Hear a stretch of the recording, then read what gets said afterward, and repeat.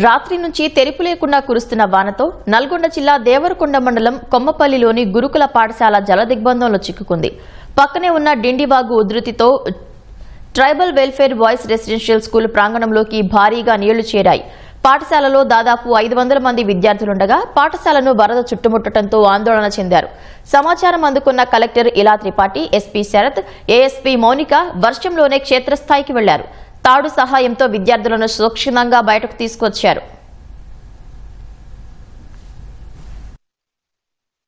Almost ఒక 500 స్టూడెంట్స్ని, దాంతోపాటు ఒక 26 మంది టీచింగ్ నాన్ టీచింగ్ స్టాఫ్ని ఇక్కడ నుంచి మేము బీసీ గురుకులంకి షిఫ్ట్ చేయడం జరిగింది. దీంతో పాటు ఒక 2 రోజు సెలవు కూడా ప్రకటించడం జరిగింది. బేసికల్గా ఇప్పుడు మనం అందరం చూస్తూ ఉన్నాము, ఈ లొకేషన్ కొంచెం లోతట్టుగా ఉంది. పక్కన డిండి వాగు ఉండడంతో ప్లస్ నిరంతరంగా వర్షం కురవడంతో ఈ పరిస్థితి ఏర్పడింది.